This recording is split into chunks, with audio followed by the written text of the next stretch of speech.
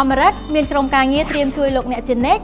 លើរាល់ចម្ងល់ឬក៏សំណុំពរឬក៏ការតវ៉ាណាមួយដោយគ្រាន់តែតាក់ទងទៅកាន់លេខទូរស័ព្ទ023 999 033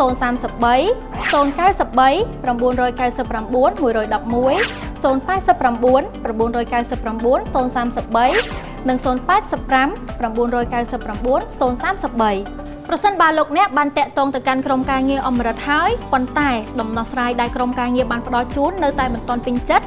លោកអ្នកអាចតាក់ទងទៅកាន់សមាគមធនាគារនិងសមាគមមីក្រូហិរញ្ញវត្ថុកម្ពុជាតាមរយៈលេខទូរស័ព្ទ015 365 222ប៉ុន្តែកុំបារម្ភអីរាល់បញ្ហារបស់អតិថិជនអមរិតគឺតែងតែទទួលបាននៅការការពារនិងការដោះស្រាយបញ្ហាដោយដិតដល់និងយកចិត្តទុកដាក់ព្រោះនេះគឺជាបេសកកម្មនិងជាកាតព្វកិច្ចដ៏សំខាន់របស់ក្រុមការងារអមរិតដូច្នេះសូមលោកអ្នកកុំស្ទាក់ស្ទើរនៅក្នុងការតាក់ទងទៅកាន់ក្រុមការងារអមរិតប្រសិនបើលោកអ្នកមានបញ្ហាឬក៏ចម្ងល់ឬក៏សំណុំពរការតវ៉ាផ្សេង